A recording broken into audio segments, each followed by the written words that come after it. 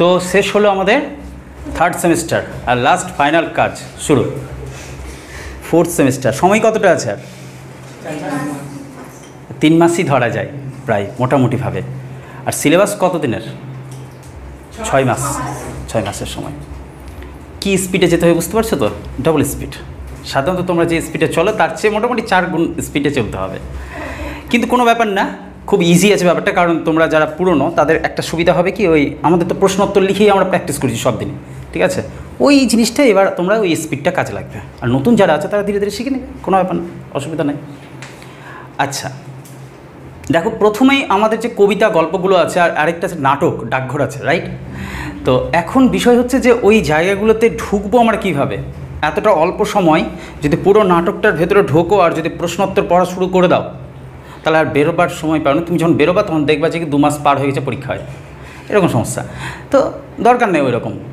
আমরা কি পদ্ধতিতে পড়বো, নাকি আমরা একবারই যে রিডিংটা পড়বো, রিডিং পড়তে তো বেশিক্ষণ সময় লাগবে না, রিডিং পড়তে পড়তেই আমরা সমস্ত প্রশ্নোত্তর কমপ্লিট করতে করতেই যাবো। সবচেয়ে বেটার সুবিধা হচ্ছে এটাই, ঠিক আছে? ফালতু এদিক সেদিক না ঘেটে, বই টই ওই সহায়িকা টহায়িকা না পড়ে তুমি জাস্ট নিজের উপর ডিপেন্ড করে উত্তর লিখে দিতে পারবা। দেখো, প্রথমে কি বিষয় নিয়ে কথা বলবো? কবিতা নিয়ে চলি আজকে আমরা। শুরুটা করি কবিতা দিয়ে, ওকে? না এখনই বইটই কিছু খুলতে হবে না, বলবো তখন খুলবা, ঠিক আছে? আর রবীন্দ্রনাথ আমাদের সবচেয়ে জনপ্রিয় বুড়ো মানুষ, হ্যাঁ? তো সবচেয়ে প্রিয় মানুষ তো তিনিই, তাই তো নাকি? দেখেছ, ওই রকম একটা বুড়ো মানুষ রাস্তায় আসুক, তোমাদের একটু পছন্দ হবে? হবে না। অথচ হ্যাঁ বলে দিল সবাই, ঠিক আছে? এই যে বিশাল এত সেজে গুজে চুল টুলে দাঁড়ি করিয়ে রেখে দিয়েছে, হ্যাঁ, আর এইদিকে এত সানগ্লাস পরে দৌড়াচ্ছিল রাস্তার মধ্যে চিকন চাকন হয়ে পুজোর সময়। কী উদ্দেশ্য? ও রবীন্দ্রনাথ দাঁড়িয়ে ঝুলাতে পারতো তো, রং সাদা করে দিতে পারতো তো, স্টাইলসভাবে, কিন্তু উনি করেনি। মানে আমরা সাহিত্যে যাকে শ্রদ্ধা করি, রিয়েল লাইফে তাকে আমরা না, এটা হচ্ছে আসল কথা। কিন্তু আমাদেরকে করতে হবে, তার একটা বিশেষ কারণ আছে। বিশেষ করে রবীন্দ্রনাথকে তো অবশ্যই গুরুত্ব দিতে হবে। তার একটা কারণ হচ্ছে আমরা এত সামান্য নগণ্য কীট পতঙ্গের মতো যে আমাদের অস্তিত্ব আমরা নিজেরাই বুঝতে পারি না, অথচ সারা বিশ্ব ওয়ার্ল্ড বুঝে গেছে। আমাদের বাঙালিদের পরিচয় গোটা ওয়ার্ল্ডের মধ্যে কেউ যদি পরিচয় করিয়ে দিয়েছে, তো এক স্বামী বিবেকানন্দ আর একটা রবীন্দ্রনাথ ঠাকুর। এক স্বামী বিবেকানন্দ শিকাগো ধর্ম সম্মেলনে গিয়ে হিন্দু ধর্ম বা সনাতন ধর্ম সম্পর্কে যে বক্তৃতা দিয়েছিলেন, তার মাধ্যমে প্রচার করলেন যে হ্যাঁ, ভারতবর্ষ বলে একটা দেশ আছে এবং সেখানে যে জাতি আছে, যে মানুষ আছে, তার দর্শনবিদ্যা, তার মেধা, তার তিতিক্ষা, তার নিষ্ঠা, তার বোধ বুদ্ধি, সমস্ত কিছু অসীম, অপরিসীম, অফুরন্ত। যেখানে সবাই সবাইকে মারামারি হুড়োহুড়ি করে, এ বলে আমি সবাইকে শ্রদ্ধা করি। যেখানে সবাই বলে আমি ওই দেবতাকে পছন্দ করি, ওকে পছন্দ করি না, এ বলে যে আমার দেবতা সবেতেই আছে। এক্সাম্পল, এই যদি বিশ্ব ব্রহ্মাণ্ড হয়, তো আমরা পৃথিবীর সদস্য। পৃথিবীর সৃষ্টি কার থেকে হয়েছে? রিয়েল আইডেন্টিফাই কী হচ্ছে তোমার? সূর্য থেকে। তো সৃষ্টির উৎস সূর্য, তো ওই আদি, ওই অনন্ত। আমাদের কাছে সৃষ্টি ওই, অন্য কিছু না। এই যে কথাটাকে বলতে শেখালো এই সনাতন ধর্ম, এই সনাতন ধর্মের কথা কিন্তু যে প্রচার করলো তার নাম স্বামী বিবেকানন্দ। এর মাধ্যমে বিদেশিরা আমাদেরকে জানতে শিখলো। তার আগে কি করতো সবাই? আমাদেরকে এসে পিষত, সেদ্ধ করতো। আলু সেদ্ধ, পটল সেদ্ধ হয়, মানুষও সেদ্ধ হতো, বুঝলে? তো বিদেশিরা যখন আমাদের দেশে আছেই, কত সব ওই যে ছোটোবেলায় কবিতাগুলো পড়েছো, শক, হুন, পাঠান, মোগল, ইংরেজ, কতজন এসে দিয়ে পিষে পিষে চলে গেছে। কেউ থেকে গেছে, কেউ নিয়ে চলে গেছে, যা যা পেয়েছে আর কি, ঠিক আছে? এবার যারা ভালোবেসে থেকে গেল তাদের বংশ তালিকায় আমরা যুক্ত হয়ে গেলাম, ঠিক আছে? আর যারা চলে গেল তারা জেনে গেল যে ভারতবর্ষ একটা অবলা, অসহায়, দরিদ্র দেশ। কিন্তু এই ভারতবর্ষের মধ্যে জ্ঞান বিদ্যা যে এত অসীম আছে, অফুরন্ত আছে, এটা প্রচার করলো কে? বিবেকানন্দ। তারপরেও যদি 1893-এর দিকে হয়েছিল সম্ভবত, আমার খুব স্পষ্ট মনে পড়ছে, 1893 শিকাগো ধর্ম সম্মেলন যদি হয়, তারপরে 1900 সাল পার হয়ে যাচ্ছে। 1901 সাল থেকে শুরু করে 1929 সাল পর্যন্ত জনপ্রিয় রবীন্দ্রনাথ হয়ে উঠলেন। সাধারণ রবীন্দ্রনাথ জনপ্রিয় হয়ে উঠলেন। দেখো, যদি টাইমিংটাকে দেখানো হয় এইখানে, তাহলে প্রায় 1901, তার আগে থেকে লেখা শুরু করে দিয়েছেন তিনি, এবং 1929 সাল, এই সময়টার মধ্যে দেখো রবীন্দ্রনাথ ঠাকুর যা যা রচনা করেছে, কবিতা, গল্প, নাটক, উপন্যাস, প্রবন্ধ, যা কিছু লিখেছেন বা গীতিনাট্য যা লিখেছেন, সব কিছুকে যদি একটা জায়গাতে রাখা হয় তো সেগুলোর কয়েকটা পার্ট করা যায়। কি কি পর্ব, এগুলো সেকেন্ড সেমিস্টারে পড়ানো হয়েছে তোমাদেরকে। রবীন্দ্রনাথের রচনাগুলোর কয়টা পর্ব আছে, 7-8টা পর্ব করা ছিল। অন্তর্বর্তী পর্ব, নৈবেদ্য পর্ব, গীতাঞ্জলি পর্ব, ঠিক আছে, ঠিক আছে, তারপর অন্ত পর্ব, এই সব কিছু করানো হয়েছিল। অনেকগুলো পর্ব ছিল।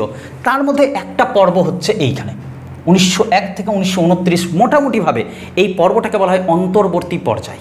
অন্তর্বর্তী, ঠিক আছে, অন্তর্বর্তী পর্যায়।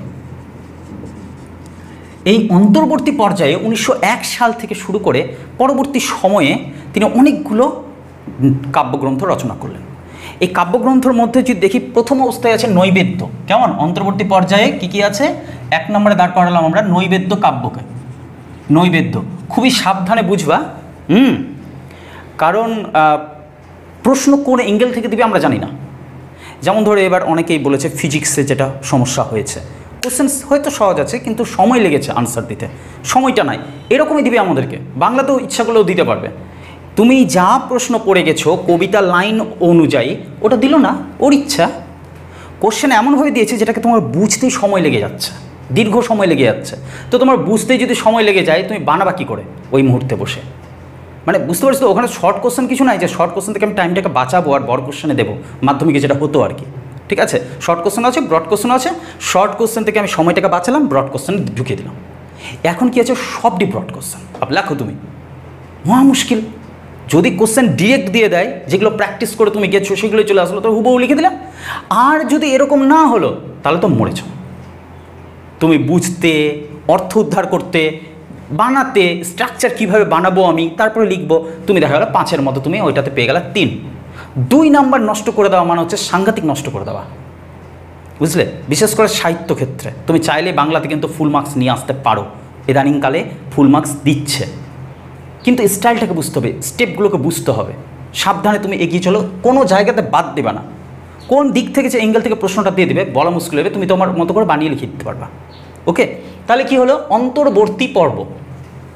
অন্তর্বর্তী পর্ব 1901 থেকে 1929, এই মাঝখানে আমি পেলাম এই অন্তর্বর্তী পর্বে যেগুলো কাব্য লিখলেন তিনি, নৈবেদ্য, নৈবেদ্যর পাশাপাশি উৎসর্গ, খেয়া, গীতাঞ্জলি, মোটামুটি এগুলো সব যাচ্ছে পরপর আর কি। ঠিক আছে, খেয়া গেল, তারপরে ধরো যে কি গীতাঞ্জলি গেল, গীতালি, গীতিমাল্য সব যাচ্ছে এগুলো। গীতাঞ্জলি দেখো, এই যে নৈবেদ্য, হ্যাঁ বলো। হ্যাঁ দেখো, অন্তর্বর্তী পর্ব যেটা আছে, এই অন্তর্বর্তী পর্বের মধ্যে অনেকগুলো কাব্যগ্রন্থ পড়ছে, কাব্যগ্রন্থ, কবিতার বই, ঠিক আছে, অনেকগুলো কাব্যগ্রন্থ পড়ছে। প্রথম দিকেই আমরা দেখব নৈবেদ্য নামক কাব্যগ্রন্থ। এই যে নৈবেদ্য কাব্যগ্রন্থটা, এর আসল অর্থটা কি? দেখো, আমরা যখন পুজো পার্বণ করি কি না, তো ঈশ্বরের কাছে সবটা নিয়ে যাই আমরা। ফুল বলো, বেলপাতা বলো, প্রসাদ বলো, আরতি বলো বা ধূপকাঠি বলো, যা বলো সবটা তুমি নিয়ে যাও, নিবেদন করো ঈশ্বরের চরণে, তাই না? এই যে জিনিসগুলো, এইগুলো সব উপকরণটাকে বলা হচ্ছে নৈবেদ্য। এবং তার সাথে সাথে আমরা কি দিই বলো তো? অদৃশ্য থাকে, বাট ওটা বোঝা যাবে। কেউ বলে আন্তরিকতা দিই, কেউ বলে অপরাধ বোধ দিই। আমরা বলি ঠাকুর সরি ভুল হয়ে গেছে, আর না না, মানে আমি অপরাধ বোধে ভুক্ত হচ্ছি। এবং খুব নিষ্ঠা সহকারে আমরা দুর্গা পুজোর আগে অনেকে মহালয়ার দিন গিয়ে গঙ্গা স্নান করে আসি এবং ধরে নিই যে পাপগুলো আমার সব ধুয়ে গেল, তার মানে আমি পাপ করেছি। ঠিক আছে, এই যে অপরাধ বোধ মিশিয়ে দিলাম। যাই হোক, যা যা তুমি মেশাতে পারো, এখন ঈশ্বরের কাছে তুমি অর্পণ, তুমি যা যা করছো সবটাই হচ্ছে নৈবেদ্য। মানে তিনি কারো সামনে কিছু অঞ্জলি দিচ্ছেন, এটা বোঝা গেল। মানুষ যখন কিছুটা হলেও পারফেক্ট হয়ে ওঠে, উচ্চ স্তরে তার জ্ঞান যায়, তখন সে বুঝতে পারে নিজেরই মধ্যে কিছু ত্রুটি থেকে গেছে। অর্থাৎ তিনি অনেকটা দূর পথ আসার পর 1901 সাল, যার মাত্র 4-5 বছর পরেই কিন্তু বঙ্গভঙ্গ আন্দোলন শুরু হয়ে যাচ্ছে, যার কিছুদিন পর থেকে কিন্তু আমরা দেখব ভারত মাতা নামক একটা চিত্র নিয়ে তার ওই অবনীন্দ্রনাথ ঠাকুর রাস্তায় বেরোচ্ছেন, মিছিল করছেন, রবীন্দ্রনাথ ঠাকুর গান গাইছেন। এই যে সব দেশাত্মবোধ জিনিসটা, এই সিচুয়েশনটাতে ওর কাছে মনে হলো এখন একজনই আছে আমাদেরকে যে বাঁচাতে পারে। সে কে? জগৎ সৃষ্টি যার মূলে আছে, যার নিয়ন্ত্রণে আছে, সৃষ্টিকর্তা। সে কে, সে কেমন জানি না, কিন্তু কিছু একটা শক্তি আছে যে আমাদের সবাইকে নিয়ন্ত্রণ করছে। বিশ্বব্রহ্মাণ্ডের যা কিছু ছোট এবং বড়, খুব বৃহৎ খুব ক্ষুদ্র, সমস্ত কিছুকে নিয়ন্ত্রণ যে করছে, সেই শক্তিটার আরাধনা আমি করব। এইটা হচ্ছে তার বক্তব্য। তিনি কি করলেন, নৈবেদ্য কাব্যগ্রন্থে অনেকগুলো কবিতা লিখলেন, প্রায় 100খানা কবিতা নিয়ে তৈরি হলো এই বইটা। 100খানা কবিতা নিয়ে তৈরি হলো নৈবেদ্য কাব্যগ্রন্থ। তো করলেন প্রকাশ। এবার এই নৈবেদ্য কাব্যটার 100টা কবিতার যদি তুমি বলো, প্রথম থেকে যদি পড়া শুরু করো, তো কিছুটা পড়ার পর দেখবা তারপরে ওই কবিতার ভাষা যেন একটু একটু বদলে যাচ্ছে, চিন্তাটা বদলে যাচ্ছে। এইটা যদি আবার স্ট্রাকচার করো, মোটামুটি 3টা স্ট্রাকচার তৈরি হচ্ছে। ফার্স্টের দিককার বেশ কিছুগুলো, ধরো 100টা কবিতা আছে, তো মনে মনে তুমি এটাকে ডিভাইডেড করে দাও 30-30-30 করে। তো প্রথম দিককার যে কবিতাগুলো আছে, সেই প্রথম দিককারগুলোতে ঈশ্বরের প্রতি কেবল প্রার্থনা আছে আর উদার স্বপ্ন আছে। আমি স্বপ্ন দেখতেই ভালোবাসি, আমি চাই যে আমাদের দেশ সুস্থ, শিক্ষা পাক, স্বাস্থ্যবান হোক আমাদের দেশের সকল মানুষ, ক্ষুধার্ততা একেবারে দূর হয়ে যাক। আমি স্বপ্ন দেখতে ভালোবাসি এবং আমি এটা প্রার্থনা করছি কারোর প্রতি, যে হে ঈশ্বর, ঈশ্বর হোক যার যাই হোক ভাষায়, তুমি সাহায্য করো আমার দেশকে উদ্ধার করতে। এই যে আমি স্বপ্ন দেখা শুরু করলাম, তো এই প্রথম দিকের কবিতা বেশ কিছু কোটা কবিতা আছে যেখানে প্রার্থনা আর উদার স্বপ্ন আছে। প্রার্থনা প্লাস উদার স্বপ্ন, কেমন উদার স্বপ্ন বসে আছে তার এই কবিতাগুলোতে। এবার নৈবেদ্যের বেশ কিছুটা কবিতার পরেই দেখবা ওইখানকার কবিতাগুলোর স্টাইলটা, ভাষাটা বদলে যাচ্ছে। ভাষাটাই চলে যাচ্ছে কোথাও যেন ইংরেজরা আমাদের দেশে এসে শাসন করছে। ইউরোপীয়রা পাশ্চাত্য থেকে এসে বিভিন্ন দেশের উপর অত্যাচার করেছে। তোমরা আফ্রিকা কবিতায় পড়েছো ক্লাস 10-এ। আফ্রিকা কবিতা দেখেছো কীভাবে ইউরোপীয় সাম্রাজ্যবাদীর দল কি হিংস্রভাবে আঘাত করছে আফ্রিকার সাধারণ জনজাতির উপরে, কি কঠিনভাবে তারা কাঁটা পড়া বুটের তলায় তাদেরকে পিষে দিচ্ছে, রক্তাক্ত করে দিচ্ছে। অসহায় শিশু, নারী, কাউকে ছাড় দিচ্ছে না তারা। এই যে নিষ্ঠুর অত্যাচার, এই নিষ্ঠুর অত্যাচার এবং মানবতাকে অপমান করা হচ্ছে। মানবতা জিনিসটা কি আগেও বলেছি, দেখো পশুর মধ্যে একটা বৈশিষ্ট্য আছে কমন, সেটা হচ্ছে পশু ওকে আঘাত করলে সে পাল্টা আঘাত করবে, ন্যাচারাল ব্যাপার আছে। একটা সাপ তাকে আঘাত করলে সে উল্টো ছোবল দিবে, ন্যাচারাল ব্যাপার আছে। ওর এটা বৈশিষ্ট্য, এটাকে বলা হয় পশুর মূল বৈশিষ্ট্য হচ্ছে পশুত্ব। তো মানুষেরও একটা বৈশিষ্ট্য আছে, কি সেটা? মান এবং হুঁশ, নিজের মান সম্মানকে সামনে রেখে নিজের বিবেকবোধকে বাঁচিয়ে রাখতে পারে সে, এটাকে বলা হয় মনুষ্যত্ব বোধ। তো মানুষের মনুষ্যত্ব থাকা খুব জরুরি। আমরা কি দেখব, যে মানুষের মনুষ্যত্ব তখন শেষ হয়ে যাচ্ছে পৃথিবী থেকে, সবাই লড়াই করছে, হিংস্রতা ছড়াচ্ছে, কেন এই পাপ কাজগুলো হচ্ছে? তার কাছে প্রশ্ন তৈরি হলো। তিনি যে কবিতাগুলো লিখছেন সেই কবিতাগুলোতে এখানে আন্তর্জাতিক রাজনীতি চলে যাচ্ছে, ওই দেশকে আক্রমণ করছে, এটা রাজনীতি। কোন রাজনীতি? আন্তর্জাতিক পর্যায়ে। তো নৈবেদ্যর মাঝখানের যে কবিতাগুলো সেগুলো হচ্ছে আন্তর্জাতিক রাজনীতি থাকছে সেই কবিতাগুলোতে। প্লাস আর কি থাকছে? আরেকটা থাকছে মানবতার অবক্ষয়। গোটা পৃথিবী জুড়ে মানবতাকে অপমান করা হচ্ছে, মানবতার অবক্ষয়। আমরা বলতেই পারি তো যে ইংরেজরা এসে আমাদেরকে বলেছে যে তোমরা কালা আদমির দেশ, তোমরা অশিক্ষিত ইত্যাদি ইত্যাদি, খারাপ, নোংরা, পচা, সরা, যা খুশি তাই বলে গেছে আমাদেরকে। প্রশ্ন তো আমাদেরও হয়, এতই যখন নোংরা, তো আপনারা এখানে কি করছেন? পরিষ্কার করতে এসছেন? পরিষ্কার তো আপনারা করছেন না। শিক্ষিত তো আমাদেরকে হতে দিচ্ছেন না। তাহলে করছেনটা কি? আপনি করছেন আমাদেরকে শোষণ। তো দুর্বলকে যে শোষণ করে সে তো আরও দুর্বল, আরও পচা। এই যে উল্টো দিকে প্রশ্ন চিহ্ন, রবীন্দ্রনাথ এইখানে ঠুকে দিলেন ভালোভাবে। বুঝতে পারছি বিষয়টা, যে আমরা খারাপ মানলাম, আমাদের শিক্ষা নেই মানলাম, আপনাদের উচ্চশিক্ষা আছে, তো উচ্চশিক্ষা আপনাকে কি শেখায়? যে কম শক্তিশালী, যে দুর্বল, তার উপর অত্যাচার করতে। হ্যাঁ, কথা কেটে কেটে যাচ্ছে। সবাই একই সমস্যা হচ্ছে সবার।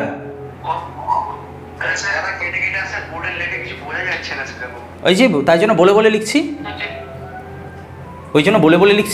শুনে শুনে লেখো। আচ্ছা,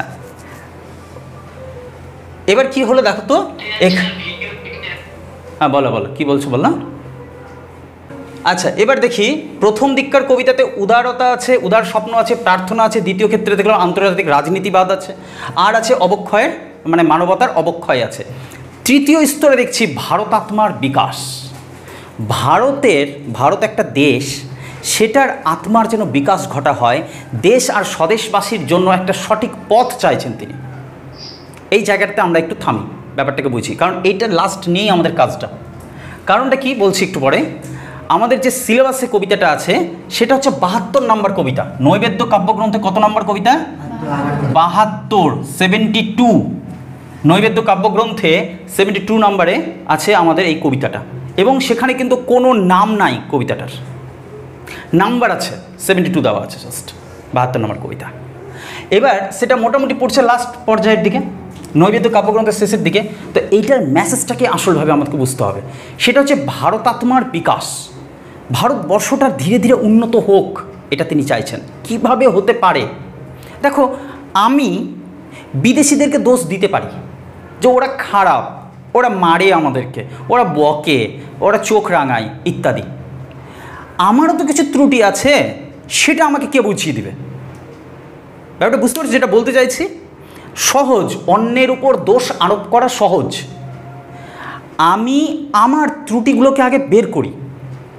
তো ভারতবাসীর দুঃখের কারণ ইংরেজ তো আছে ঠিকই, পাশাপাশি আছে ভারতবাসীরা নিজেরাই স্বয়ং।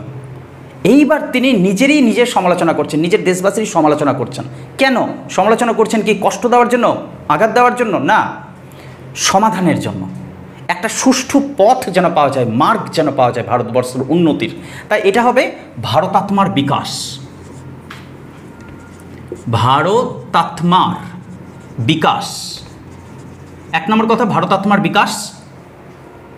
আর সেকেন্ড পার্ট হচ্ছে দেশ আর স্বদেশবাসীর, দেশ ও স্বদেশবাসীর জন্য সঠিক মার্গ খোঁজা, জন্য সঠিক মার্গ, মার্গ মানে পথ, খোঁজা। এই পার্টের মধ্যে ওই কবিতাটা পড়ে গেল, 72 নম্বর কবিতাটা। হ্যাঁ, আবার বলছি, অসুবিধা নাই। নৈবেদ্য কাব্যগ্রন্থের অন্তর্গত যে কবিতাগুলো আছে, প্রথম দিককার যদি কবিতাগুলো পড়ো, সেখানে প্রার্থনা আর উদার স্বপ্ন আছে দেশ সম্পর্কে। দ্বিতীয় স্তরে দেখব আন্তর্জাতিক রাজনীতিবাদ আছে, প্লাস মানবতার কিভাবে অবক্ষয় হচ্ছে সেটা আছে। 3 নম্বর ক্ষেত্রে কি আছে? ভারতের যে একটা আত্মা, মানে ভারতবর্ষকে একটা দেহের মতো করে যদি দেখা যায়, দেহটার মধ্যে আত্মা আছে, হৃদয় আছে, ভারত আত্মার কিভাবে বিকাশ সম্ভব সেটা লিখেছেন কবিতাগুলোতে। আর লিখেছেন আমাদের দেশ আর দেশবাসীর জন্য কেমনভাবে সঠিক মার্গ পাওয়া যায়, এই কথাটা তিনি বিচার করতে বলেছেন। বিভিন্ন ধরনের কথা বলেছেন, সেগুলো আমরা ধীরে ধীরে পেয়ে যাবো এখনই। এই স্টেপটাকে ভালো করে বুঝবা। ভারতাত্মার বিকাশ, দেশ আর স্বদেশবাসীর জন্য সঠিক মার্গ খুঁজতে চেয়েছেন তিনি এই কবিতায়। এই যে কবিতাটা আছে, পরবর্তীকালে যখন গীতাঞ্জলি প্রকাশ পায়, মনে থাকে জানো? হ্যাঁ, গীতাঞ্জলি যখন প্রকাশ পাচ্ছে, তো এই গীতাঞ্জলি কাব্যগ্রন্থের মধ্যে আবার তিনি খুঁজে খুঁজে অন্যান্য কাব্যগ্রন্থগুলো থেকে একটা দুটো করে কবিতা নিয়ে, সবচেয়ে পছন্দের কবিতাগুলো নিয়ে গীতাঞ্জলির মধ্যে ঢুকিয়ে দিচ্ছেন, এবং গীতাঞ্জলিটাকে ট্রান্সলেট করে দিলেন ইংলিশে, যা সারা বিশ্বের মানুষ সেটা পড়ছে। মনে থাকে জানো, সময়টা হচ্ছে তখন 1913 সাল, 1913। সেই সময় গীতাঞ্জলির ইংলিশ ট্রান্সলেট বের হলো সং অফারিংস।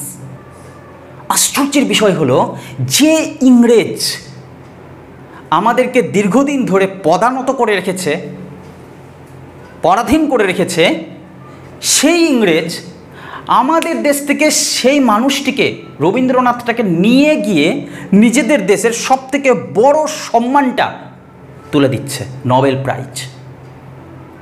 সং অফারিংস এর জন্য তিনি পেলেন নোবেল প্রাইজ। সেই সং অফারিংসের মধ্যে এই কবিতাটা ছিল। অর্থাৎ আমরা যে কবিতাটা এবার সিলেবাসে পেয়েছি, সেই কবিতাটা গীতাঞ্জলি তথা সং অফারিংসে ছিল, যার কারণে গোটা বিশ্বের মধ্যে সেটা বইটা পৌঁছে গেছে, সেই কবিতাটা পৌঁছে গেছে।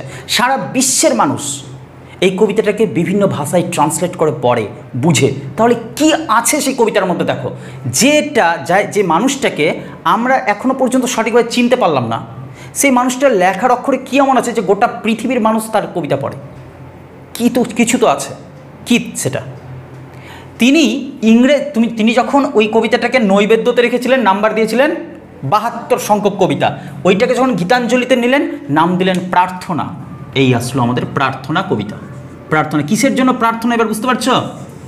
কিসের জন্য প্রার্থনা, কার কাছে প্রার্থনা, বুঝতে পারছো? ধীরে ধীরে হ্যাঁ ওই জায়গাগুলোতে বুঝতে হবে। প্রার্থনা কবিতাটা ঢুকিয়ে দিলেন কোথায়? গীতাঞ্জলিতে। ইংরেজি যে ট্রান্সলেট করা হয়েছিল এই কবিতাটাতে, এর ফার্স্ট লাইনটা ছিল অসাধারণ। Where the mind is without fear, যেখানে আমার মাইন্ড ভয় শূন্য হয়ে থাকবে। অর্থাৎ আমাদের দেশে এমন শিক্ষা, তুমি জানো আগেও আলোচনা করেছি, আমরা যে এই শিক্ষা ব্যবস্থায় আছি, পরীক্ষা পরীক্ষা পরীক্ষা, এইটুকু সিলেবাস, এর বাইরে যাওয়ার দরকার নাই, এইটুকুই পড়ো, এইটুকুরই উপরে পরীক্ষা দাও, পাস করলে তোমাকে সবাই বলে পাস করেছো, আর যদি তোমার রেজাল্ট খারাপ হয়ে যায় তাহলে বলবে তুমি অশিক্ষিত। আরে ওইটার উপর বিচার করে তুমি ওকে অশিক্ষিত বলতে পারো না? ওর মধ্যে কিছু জ্ঞান আছে, তুমি সেটার বিচার করছো না। তুমি একটাই কাটা, একটা স্কেল দাঁড় করিয়ে দিলা এবং বলছে এই স্কেল অনুযায়ী সবাইকে আমি মাপব, তা হতে পারে না। তুমি মাছকে রাস্তার মধ্যে দাঁড় করে দিলা, বললা খরগোশের সাথে দৌড়াও, মাছ তো হেরে যাবে। এবার মাছের বাবা মা কি বলবে? মাছকে ভালো স্কুলে, খরগোশ যেখানে পড়ে সেই স্কুলে ভর্তি করতে হবে। মরে যাবে মাছটা, জীবনে খরগোশ হতে পারবে না, বুঝো? আবার উল্টোটা হোক, এবার মাছ বলবে আমার লেভেলে আই জলের মধ্যে দেখি কে বেশি সাঁতার কাটতে পারে, মরে যাবে খরগোশ। প্রত্যেকের নিজস্ব ট্যালেন্ট আছে। রবীন্দ্রনাথ বলছে মানুষের ট্যালেন্টকে কাজে লাগাতে হবে। সবাইকে একই জায়গাতে ফেলে দিয়ে ওই ইঁদুর দৌড়ের প্রতিযোগিতা করে লাভ নেই। তার সৃজনশীলতাকে প্রশ্রয় দিতে হবে, শিশুর মনস্তত্ত্বের বিকাশ ঘটাতে হবে। ফলে আর আমাদের দেশে কি হচ্ছে? ওই ইংরেজদের তৈরি করা শিক্ষা, নিশ্চয়ই মনে আছে তোমাদেরকে, কি বলে সেটাকে? ইংরেজদের তৈরি করা শিক্ষা ব্যবস্থা, কলকবজা, তোতা পাখি তৈরি করার শিক্ষা। তোতা পাখি মানে যেমন ওরা চাই তেমনই করবে, অর্থাৎ ওরা চেয়েছিল কেরানি তৈরি। ভালো করে একটা জিনিস ভেবে দেখো, কোশ্চেন করো নিজেকে। ইংরেজরা আমাদের দেশে আসলেন, ইংরেজদের সংখ্যা কত ছিল? ভারতীয়দের তুলনায় কম না বেশি? ন্যাচারাল আবার খুবই কম, কম বললে হবে না, খুব কম। আমরা যদি সবাই একসাথে লেগে পড়তাম না, দুদিনও টিকতো না ওরা। আমরা যদি সবাই ওদেরকে বাধা দিতাম, দুদিনও ওরা টিকতো না, এত সংখ্যক কম তার। কিন্তু তারা এসে অধিকার করলো, বড় বড় শিক্ষা প্রতিষ্ঠান, কার্যালয়গুলো, বিভিন্ন অফিস আদালত সব তারা দখল করলো। এবার সেগুলো কাজ করার জন্য ইংরেজ চাই, কারণ ওরা আমাদের ভাষা বোঝে না, আমরা ওদের ভাষা বুঝি না। ওরা যে শাসন করবে আমরা বুঝতে পারবো না, আমরা কি বলছি ওরা বুঝতে পারছে না, মহা মুশকিল। আমাদের মধ্যে একটা এডুকেশনের লিমিটেশন বা কি বলবো, যোগাযোগ বিস্তারটা চাই, আমাদের যোগাযোগের মাধ্যম হওয়া চাই। ওরা দেখলো এখন যদি আমার দেশ থেকে, মানে ওদের দেশ থেকে, ইংল্যান্ড থেকে ইংরেজ কর্মচারীদেরকে আনা হয়, বিশাল খরচ। তো কেন না যে অফিসে যতটুকু কাজ করা প্রয়োজন, জানা যতটুকু প্রয়োজন, ততটুকুর উপর থেকে একটা সিলেবাস তৈরি করো, আর ভারতীয়দের মধ্যে প্রচার করে দাও যে এই সিলেবাসটা মাত্র 1 মাসের মধ্যে যে কমপ্লিট করে দিতে পারবে প্রথম, তাকে আমি চাকরি দিয়ে দেবো।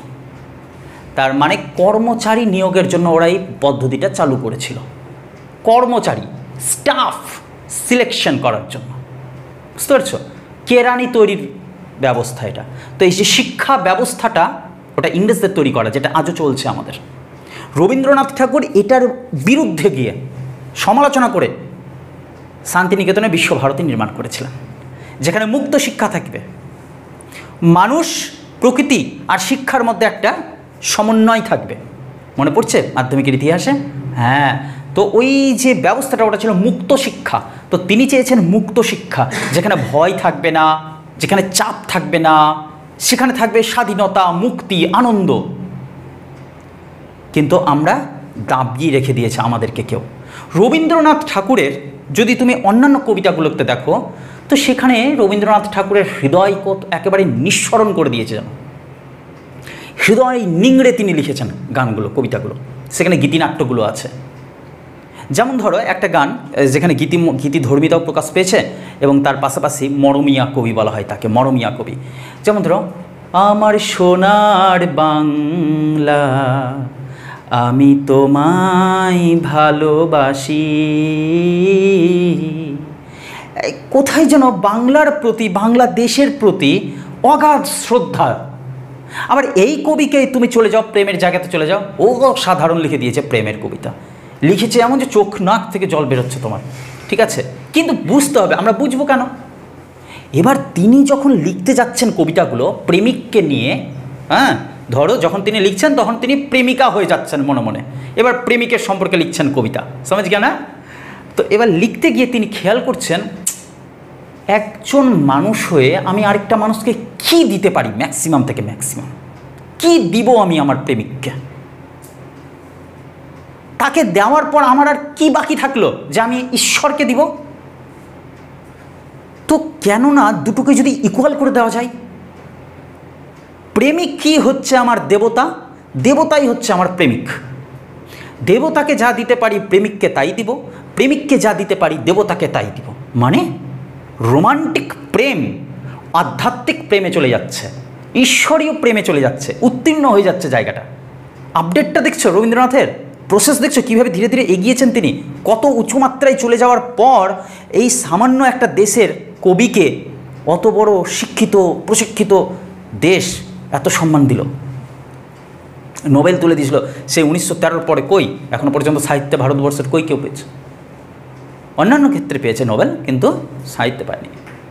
100 বছর পার হয়ে যাচ্ছে, পার হয়ে গেছে, বুঝলে কি ট্যালেন্ট আছে গানগুলোতে। তাহলে যখন তিনি বলছেন এই একটি গানে বা কবিতায় তিনি কি চমৎকার কথা বলছেন, বলছেন দেবতারে যাহা দিতে পারি, শুনতে পাচ্ছ সবাই কি বলছে, দেবতারে মানে দেবতাকে, দেবতারে যাহা দিতে পারি দি তাই প্রিয়জনে, সমঝ গিয়া না? আর প্রিয়জনে যাহা দিতে পাই তাই দিই দেবতারে, আর পাবো কোথা?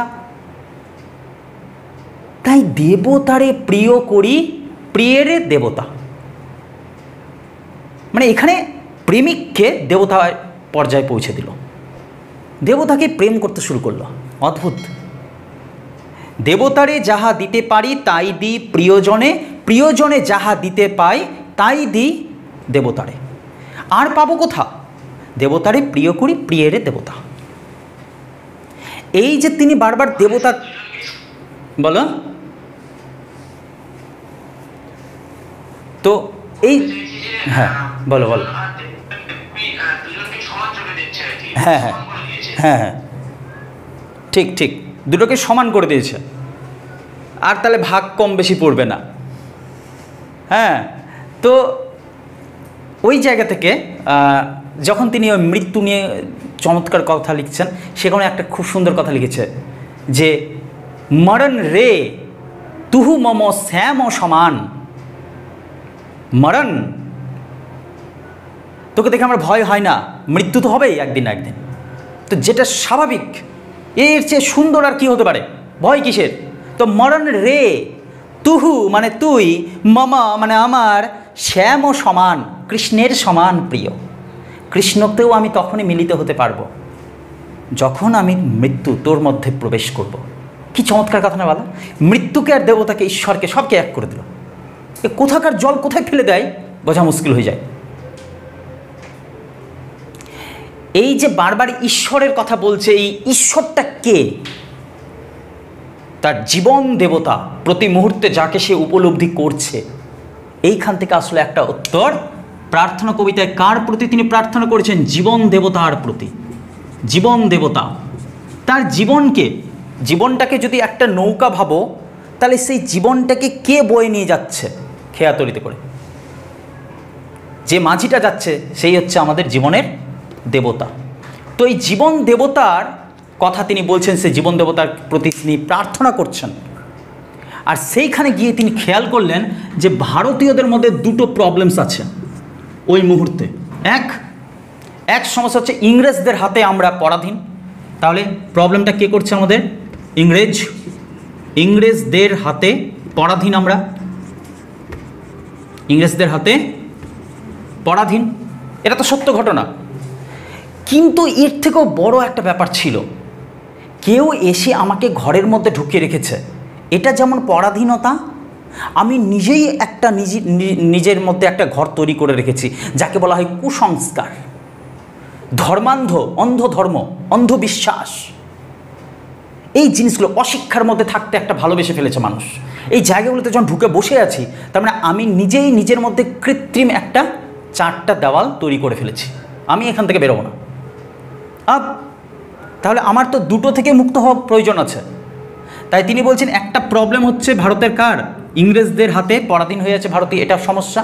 আরেকটা হচ্ছে আমাদের মধ্যে অশিক্ষা মারাত্মক আছে, অশিক্ষা, সাংঘাতিক অশিক্ষা আছে, ভুল আজে বাজে নোংরা শিক্ষা, খুব ভালো শিক্ষা সহজে কেউ নিতে চায় না, খারাপ শিক্ষাকে তুমি দিবা না, কপি করে নিবে, বুঝলে। যেমন ধরো যে ওই যে বাঙালিদের কথা যদি দেখো, কলকাতার বাবু বাঙালি যারা ছিল, বাবু বাঙালি, ওরা কি কপি করেছিল প্রথমে, ইংরেজ হতে হবে। কিভাবে ইংরেজ হতে হবে, নাকি ইংরেজের মতো শিক্ষিত হওয়ার দরকার নেই আমার, ইংরেজ মদ খায়, মেয়েদের সাথে ঘুরতে ঘুরতে, সিগারেট খেতে খেতে বাড়িতে ঢুকে গুরুজনদের সামনে আসে, মাতব্বরি করে, ইচ্ছা খুশি রঙ্গতামাশা করে, হ্যাঁ, ও ওটা করলো, কিন্তু শিখে শিক্ষিত হলো না, ভুলভাল ইংরেজি বলে বলে নাটক শুরু করে দিল, রঙ্গ তামাশা শুরু করলো, শিখলো না। তো অশিক্ষা হচ্ছে আমাদের সবথেকে বড় সমস্যা, এইটার জাল থেকে আগে বেরোতে হবে, 1 নম্বর কথা। দ্বিতীয় কথা হচ্ছে কুসংস্কার। কুসংস্কার, এই কুসংস্কার আমাদের পিছন ছাড়তে চায় না, আমরা রিয়ালিটির মধ্যে যায় না। ঠান্ডা লাগছে? আচ্ছা লাগছে, আচ্ছা। তো কুসংস্কার কীরকম আমাদের পিছন ছাড়ে না বলো তো? এই ধরো রাস্তা দিয়ে আমি যাচ্ছি, ঠিক আছে, হয়তো হাসপাতাল দূরে আছে আর সঙ্গে আমার একজন পেশেন্ট আছে, কিছু একটা হয়েছে তাকে আমি নিয়ে যাচ্ছি, আর সঙ্গে সঙ্গে একটা বিড়াল দিল রাস্তাটা কেটে। এতদিনকার যে এত শিক্ষা দীক্ষা বিজ্ঞান তত্ত্ব জ্ঞান সব শেষ, আমি ওইখানে দাঁড়িয়ে আছি, মরে যাক রোগী, আমি যাব না, না মরে যাক রোগী, মরে শেষ হয়ে যাক, হাসপাতাল পচে যাক, দূরত্ব বেড়ে যাক, আমি গাড়ি নিয়ে যাব না। কেন? হ্যাঁ, কারণ কেউ তো বলেছে বিড়াল যখন গেছে যাবা না, আমি বলেছি কেন যাব না, বলছে যাবা না, বলছে কেন যাব না, যেতে নাই তাই জন্য যাবি না। আরে এ আবার কেমন যুক্তি? তুমি একটু বিজ্ঞানের ভাষায় ব্যাপারটাকে বোঝার চেষ্টা করো, কি হতে পারে কারণ।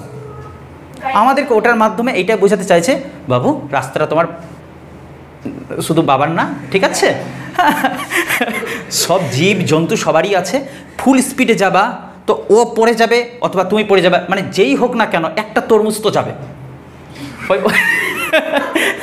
হয় ওরা যাক বা তুমি যাও, একটু সাবধানে গাড়ি চালাও, ঠিক আছে।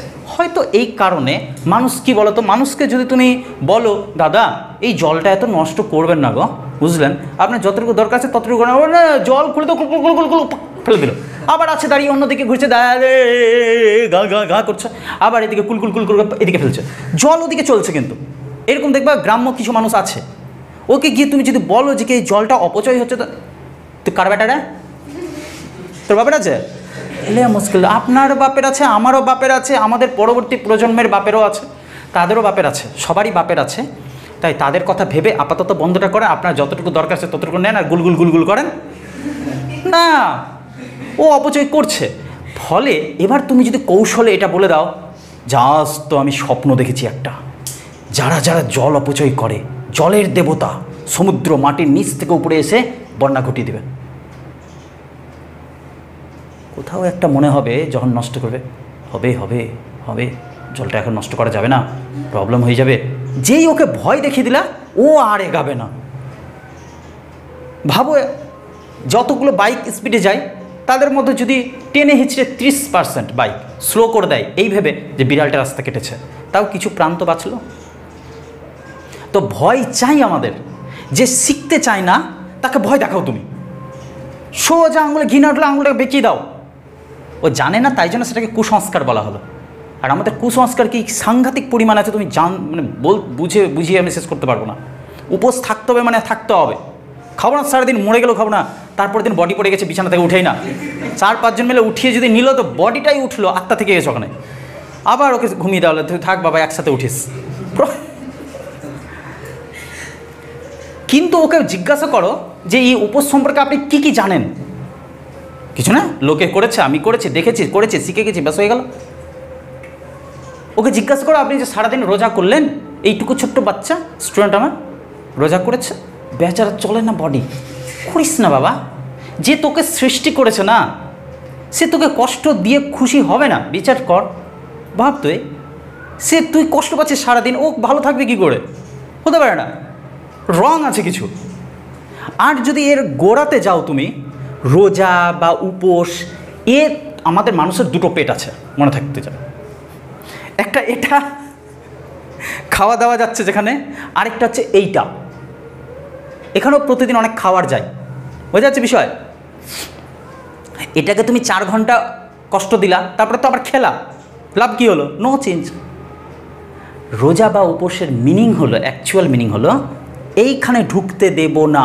সকালবেলা ঘুম থেকে উঠো আর মনে করো আজ সারাদিন যা হয়ে যাক কারো প্রতি আমি এতটুকু নিন্দা করব না। এই যে আমি বাতিল করলাম, বয়কট করে দিলাম ওই চিন্তাটাকে, ভাবটাকে, উপোস। যা হয়ে যাক আজকের উপোস আমি ভাঙবো না, কারোর প্রতি আমি নিন্দা করব না। আমার কারণে কাউকে কষ্ট যেন না পেতে হয়, আজকের দিন একদিন কাউকে আমি কষ্ট দেব না, উপোস। কারোর প্রতি রাগ করব না, ঘৃণা করব না, কোনো কিছুর প্রতি লোভ লালসা করব না। এত এত জিনিসের উপোস রাখলাম না। আমরা কিসের উপোস রাখলাম? ভাত খাবো না, ডাল খাবো না, রুটি খাবো না, মাছ মাংস খাবো না, আর তারপরের দিন সবটি ঠেসে খেয়ে নেবো। বাহ, বেকার হয়ে গেল তো ব্যাপারটা। গোড়াতে যাও তো দারুণ মজা আছে। আমাদের যে ধর্মীয় যে শাস্ত্রীয় যে কথাগুলো না, ও ডেপথে গেলে দারুণ পাবা কিছু। যে কোনো একটা ধর্মের একটা শাস্ত্রকে তুমি ভালো করে তুমি অধ্যয়ন করে নাও, তুমি মারাত্মক দারুণ মানুষ হয়ে যাবা, ঠিক আছে? কিন্তু আমরা সেটা না জেনে বুঝে বিশ্বাস করি, তাই জন্য সেটাকে বলা হচ্ছে কুসংস্কার। 3 নম্বর হচ্ছে অভাববোধ। আমাদের মারাত্মক অভাব আছে, বুঝলে? এই অভাব থেকে আমরা বাঁচতে পারি না, অভাব থেকে আমরা বেরোবো না। যদি অভাব দূর হয়েও যায় তাহলে স্বভাব আমাদের চেঞ্জ হবে না। অভাব থাকছে, থেকে শেষ হয়ে গেল, তারপরে আমরা ওই অভাবটাকে নতুন নতুন করে আমরা অধ্যয়ন করব এবং সেটাকে আমরা আরেকটু বাড়িয়ে দেব। বলতে পারো তুমি সেলিব্রেশন করব। আমার না এটা নেই, নেই তো নেই, কে মানা করেছে তোকে নিতে? নে, চেষ্টা কর, পরিশ্রম কর। না না আমার হবেই না, আমার এইটুকু কষ্ট করে যাই না। অভাব বোধ আছে একটা, এইটা একটা প্রবলেম। আর আছে কি? শাস্ত্রীয় রীতিনীতির ভূত শাসনতন্ত্র।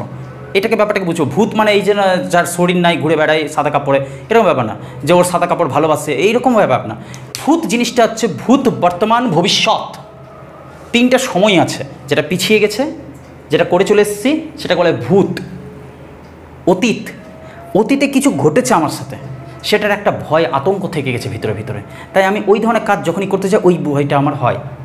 তো এই যে অতীতে আমি পারিনি বলে এখনও পারবো না, এই জিনিসটাকে বলছে ভূত শাসনতন্ত্র। ভূত যেন শাসন করছে আমাদেরকে। কর্তার ভূত বলে একটা গল্প ছিল আগের সিলেবাসে, আগের 11-এর সিলেবাসে, যেটা এই গত বছরই পাল্টে দিয়েছে। আর আমাদের কাছে ঈশ্বর সেবা মানেই হচ্ছে কিছু নিয়ম, শাস্ত্রীয় নিয়ম, রুলস, মন্ত্রতন্ত্র, এগুলোর বাইরে ঈশ্বরকে পাওয়া যায় না, এরকম একটা ধারণা। এই চিন্তাগুলো থেকে মানুষকে বের হতে বলছেন রবীন্দ্রনাথ ঠাকুর। তাহলে কি কি হলো এখানে? শাস্ত্রীয় রীতিনীতির, শাস্ত্রীয় রীতিনীতির ভূত শাসনতন্ত্র, ভূত শাসনতন্ত্র। এই জায়গাগুলোতে আমরা এখনো পর্যন্ত আটকে আছি। কিন্তু এগুলোকে যে আমরা ভালোবেসে আছি তা না, ভয় পেয়ে আছি। কালী পুজো, সরস্বতী, আচ্ছা সরস্বতী পুজো, কুল খেতে নেই। কে কে জানো এই রুলসটা? জানো সবাই? হ্যাঁ, কুল খেতে নেই, কুল খেলে ঠাকুর রাগ করবে, জানো? তুমি একটু ভেবে দেখো তো, ঠান্ডা মাথায় ভেবে দেখো। আমরা যখন পুজো করি বলি ঈশ্বরকে আমি খুব ভালোবাসি, মা সরস্বতী খুব ভালোবাসি। ঘন্টা ভালোবাসিস তুই, ভয়ে ভয়ে ভালোবাসিস। যেখানে ভয় আছে সেখানে ভালোবাসা নাই, ওকে যেখানে ভক্তি আছে সেখানে ভালোবাসা আছে। ওখানে ভক্তি না, তুই ভয়ে ভালোবাসিস। গত বছর উপোস করেছিলাম, এবছর যদি না করি ঠাকুর যদি রেগে যায়, তো তুই ভয়ে আছিস, আতঙ্কে আছিস। ভয় থাকলে ভক্তি আসলো কোথা থেকে? হতেই পারে না। তো আমরা এগুলোকে ভালোবাসি না, কিন্তু এগুলো ভয় পাই, ফলে এখানেই আমরা আটকে থাকতে চাই। তো মানুষ ওই সময়, ভারতবর্ষের মানুষ এই জায়গাতেই শুধু আটকে ছিল না, এখানেও আটকে ছিল। তাই তিনি এই 2 জায়গা থেকে বেরোতে বলছেন, মুক্তি চাইছেন। এই 2 জায়গা থেকে বেরোতে বলছেন, বলছেন হে ভারতবাসী তুমি এই 2 জায়গা থেকে বের হও। কিছু সিস্টেম তোমাকেও চেঞ্জ করতে হবে, আর কিছু সিস্টেমকে আঘাত করতে হবে ওদের উপরে, কিন্তু তোমাদের দ্বারা এটা হবে না। তাই জন্য এখন একজনই আছে, জাস্ট একজন আছে, ওর উপরই ভরসা, যে আমাদের সব কিছুর বিশ্ব সৃষ্টিকর্তা। হে ঈশ্বর, হে বিশ্ব সৃষ্টিকর্তা, যদি তুমি থেকে থাকো তাহলে প্লিজ আসো এই দেশে। এই দেশে এসে এই অশিক্ষার যে ঘরটা আছে ভেঙে দাও, কুসংস্কারে থাকার যে একটা অভ্যাস ভেঙে দাও, ঘরটাকে আমাদেরকে মুক্ত করো। ভেঙে মোর ঘরের চাবি নিয়ে যাবি কে আমারে। একটা গান আছে, ভেঙে মোর ঘরের তালা বললে বেটার হতো। আমরা যখন ঘরে ঢুকি কি করি বলো তো, তালা খুলি বা তালা ভাঙি, যেই কিছু হোক। হ্যাঁ, কেউ কেউ আছে ওই দরজাটা ভেঙে দিল। এই যে যেমন ওই যে ত্রম্বক কালী পূজা করছে, এই যে অনিময় কালী পূজা জয় মা কালী করছে, আর মা কালী যদি আচমকা চলে আসে কাটা হাতে নিয়ে এমনি করে বল কি বলছিস, ওই যে দৌড়েছে ও ছুটেছে। ফিল করো রাস্তাতে কার বাড়ি পড়েছে, কার শৌচালয় পড়েছে, কার কি পড়েছে, কে কী অবস্থা আছে, মেরে দিয়ে ভেঙে চলে গেছে। ওই সময় দরজা তুমি ভেঙে চলে গেলা, সমাজ কেন। তো আমি যেটা বলতে চাইছি সেটা হলো যে ঈশ্বরকে বলছে, হে ঈশ্বর আমাদেরকে কুসংস্কারের গণ্ডি থেকে বের হতে সাহায্য করো। প্রয়োজনে তুমি নিষ্ঠুরভাবে আঘাত করো, আমাদেরকে কষ্ট দাও, কিন্তু তবু আমাদেরকে শেখাও। বড় হতেই হবে আমাদেরকে। দেশকে আমরা পুনরায় বড় জায়গায় দেখতে চাই, বিকশিতভাবে ভারতবর্ষকে দেখতে চাই, ঐক্যবদ্ধ ভারতবর্ষকে দেখতে চাই। এর জন্য চাই শিক্ষা, অর্থাৎ শুধু শিক্ষা নয়, সুশিক্ষা। কুশিক্ষা হয়ে যাবে তো সর্বনাশ হয়ে গেল। ফের সুশিক্ষা চাই, মার্জিত শিক্ষা চাই, রুচিবোধটা ঠিকঠাক চাই, এবং কারো শাসনে থাকার জন্য আগ্রহ বাদ দিয়ে নিজের পায়ে দাঁড়াতে হবে ভারতবর্ষকে। এই ক্ষেত্রে আমি জানি এই জিনিসটা তোমরা সবাই জানো, ভাব সম্প্রসারণ করতে গিয়ে করেছো তোমরা আগেও এই জিনিসটা। যেমন ধরো বিষয়টা হচ্ছে এইরকম, একটা জায়গাতে ছিল যদি কোনো জাতি, কোনো দেশের মানুষ যদি কুসংস্কারে আটকে যায় তো ওই দেশ আর এগোতে পারবে না। অমুক দেশে বলছে মেয়েদেরকে ঘোমটার মধ্যে থাকতে হবে, মেয়েদেরকে বোরকার মধ্যে থাকতে হবে, মেয়েদের ওটা ঠিক, ছেলে মেয়ে সবাই ইকুয়াল আছে, সবাইকে কাজ করতে দাও, দেখো তোমার দেশ কোথায় থেকে কোথায় চলে যাচ্ছে। আগামী 30 বছর 40 বছরে দেখো দেশ ডবল শক্তি পেয়ে যাচ্ছে, যেটা ভারতবর্ষে ঘটছে। ভারতবর্ষে এত শক্তিশালী ছিল না। মেয়েদেরকে ছেলেদেরকে সমান গুরুত্ব দেওয়ার কারণে, সবাইকে শিক্ষার অধিকার, এই যে তোমার মেয়েরা বসে আছো না, মেয়েরা এই অধিকার ছিল না। তারপরে এই যে ছেলেরা সব হিন্দু মুসলমান একসাথে বসে আছো, সেই রকম ছিল না কিছু ব্যবস্থা। আবার হিন্দুদের মধ্যে যে ব্রাহ্মণই কেবল পড়বে, শূদ্র জাতি পড়তে পারবে না, এই সব সিস্টেম ছিল। আমাদের ভারতবর্ষ অনেক উন্নত হয়েছে, হ্যাঁ কিছু প্রবলেমস থেকে গেছে। এই যেমন ধরো ধর্মীয় দাঙ্গা লাগানো, সাধারণ মানুষের কিছু এসে যায় না, বুঝবা। হ্যাঁ, সাধারণ মানুষের সাথে মারামারি করছে, সত্যি কথা, কিন্তু সাধারণ মানুষের কিছু এসে যায় না। ও চাইও না, আবার করতেও বাধ্য হচ্ছে, কারণ ও যার উপর বিশ্বাস করে সে বলছে এটা করো। তো উপরে যারা বসে আছে তারাই মূল সমস্যার কারণ। সাধারণ মানুষগুলো অবোধ, তাদের মধ্যে অশিক্ষা আছে, কুসংস্কার আছে। তাই ওদের মধ্যে যদি শিক্ষা দাও, যদি সংস্কার দাও, এই অভাববোধ দারিদ্রতাকে যদি দূর করে দাও, তাহলে দেখবা ওরা বুঝতে শিখবে, ওরা প্রশ্ন করতে শিখবে। কেন এই প্রশ্নটা করতে গেলে শাসক ভয় পেয়ে যাবে। তাই যেমন দেখবা একটা নদী চলে যাচ্ছে স্রোত সমেত, আমাদের মালদপুরে একটা নদী আছে বুঝলে, দেখতে পেয়েছো কেউ? ওই যে মরা মহানন্দা বলি আমরা অনেকে, মরা মহানন্দা। হ্যাঁ, ও বর্ষাকালে একটু একটু জল দেবে, বাকি সময় সব হেগে বেড়াই ওখানে। হ্যাঁ রিয়েলি, তুমি যাও কে কাঞ্চিলে যাও, ওদিকে যাও তুমি? ছিচি যাবে না উনি? ছিচি, আচ্ছা। তো এক সময় আচ্ছা বলছিলাম যে ওটাতে জল কিন্তু স্বতঃস্ফূর্তভাবে ছিল, কিন্তু কি বলতো মাঝে মাঝে ওখানে শৈবাল জমতে শুরু করলো। কেন? স্রোত যে স্পিডটা, নদীর যে স্পিড, ওটা হারিয়ে ফেলেছ। যে নদী হারাই স্রোত, যে নদীর স্রোত হারিয়ে গেছে না, ও স্রোত যদি থাকে যত আবর্জনা দেবো নিয়ে চলে যাবে সব। হ্যাঁ, আর যদি স্রোত না থাকে সামান্য আবর্জনা ও দূর করতে পারবে না, তখন আবর্জনা কী করবে? ওর স্রোতটাকে বন্ধ করার চেষ্টা করবে, তারপরে জলটা শুকিয়ে যাবে একদিন। যে নদী হারাই স্রোত চলিতে না পারে, সহস্র শৈবাল দাম, মানে ওই যে শৈবাল, শ্যাওলা, কচুরিপানা ইত্যাদি, শৈবাল দাম বাঁধি আসে তারে। ঠিক তেমনই সেম কোনো জাতি, সেটা বাঙালি জাতি হোক বা যে কোনো জাতি হোক, কোনো জাতি, যে জাতি তার নিজের স্রোত হারিয়ে ফেলেছে, কুসংস্কার আটকে গেছে, সে জাতি তো শেষ। যে জাতি জীবন হারা, অচল, অসার, যে জাতি চলতে ভুলে গেছে, অচল, সে চলতে পারে না, অসার, যার সারা আওয়াজ নাই, নির্জীবের মতো পড়ে আছে, দীর্ঘদিন ধরে পড়ে আছে, যে জাতি জীবন হারা, অচল, অসার, পদে পদে বাঁধে তারে জীর্ণ লোকাচার। লোকাচার মানে হচ্ছে লোকে কিছু বলেছে ওইটাই বিশ্বাসের উপর ডিপেন্ড করে চলে যাচ্ছে, সারাটা জীবন পার করে দিল কষ্ট পেয়ে। কেউ ওকে বলেছে, যেমন হাতির সম্পর্কে একটা ছোট্ট জিনিস, একটা ছোট্ট বাচ্চা হাতিকে যারা ওই ইসে দেখায় না, খেলা টেলা দেখায় না, কি বলে ওটা, সার্কাস খেলা, ছোট্ট হাতি, শিশু হাতি, তাকে শিকল দিয়ে লোহার ব্যারের সাথে বাঁধা হয়েছে। ওকে, তো ও টেনেছে, খুব টেনেছে, ছিটতে তো পারেনি। একদিন টেনেছে, 2 দিন টেনেছে, 10 দিন টেনেছে, 2 মাস টেনেছে, তারপর একদিন বুঝতে পারলো এটা কখনোই ছেঁড়া সম্ভব না। তারপরে দীর্ঘদিন পার হয়ে গেছে, ও শুধু একবার ঝাঁক দিলে পুরো বডি সমেত উঠিয়ে দেবে একেবারে, এত শক্তি আছে ওর, কিন্তু ও জানতেই পারলো না কোনোদিন। ও জেনে এসছে বহু পুরনো ওই যে অতীত ভূত ওকে ভয় দেখাচ্ছে, না টেনে লাভ হবে না আমার দ্বারা। তো ইংরেজদের শাসনে থেকে থেকে থেকে থেকে মানুষও ধরে নিয়েছে আমাদের দ্বারা কিছু হবে না, এইখান থেকে বেরোতে হবে মানুষকে। তাই জন্য বলছে, যে জাতি জীবনহারা অচল অসার, পদে পদে বাঁধে তারে জীর্ণ লোকাচার। প্রতিটা মুহূর্তে তার সে জীর্ণ মৃতপ্রায় নিয়মগুলোকে বেঁধে দিয়ে আটকে থাকতে চায়। ভালো করে খেয়াল করবা, যখনই আমরা বিপদে পড়ি কার কথা মনে পড়ি? সঙ্গে সঙ্গে ঈশ্বরের কথা মনে পড়ে যায়। আর যে সাকসেস হয়ে গেলাম, ঈশ্বর না আমি কম করে বাবার বিশাল কাজ করেছি আমি, আর যখনই বিপদে পড়লাম সঙ্গে সঙ্গে ঈশ্বরের কথা মনে পড়ে দিলাম। তখন মনে হয় ঠাকুর আমি তোমাকে কত ভাবি, কত মনে করি, আমাকে তুমি ভারতবর্ষ বলে একটা গল্প ছিল আগের সিলেবাসে এইচএসে, ওইখানে একটা ছিল 2-4 জন ওই বৃষ্টিপাতের সময়, শীতকালে বৃষ্টিপাত হচ্ছে ভাবো, তো গ্রামের কৃষকরা আছে প্রায় অশিক্ষিত, সব চায়ের দোকানে বসেছে, হিন্দু মুসলমান সবাই মিলে চা খাচ্ছে, ভালো করে টিপ টিপ বৃষ্টি পড়ছে, ফসল কাটা যাচ্ছে না। কেউ বলেছিল ঠাকুর, হে আল্লাহ, হে ঈশ্বর, যেন ফসল ভালো হয়। ফসল তো হয়েছে কিন্তু ফসল কাটতে দিতে পারছে না, ফসল নষ্ট হয়ে যাবে। সঙ্গে সঙ্গে একজনের টেম্পারেচার অন হয়ে গেছে একদম গল্প করতে, কেউ নাই রে, মাথার উপর কোনো শালা নাই।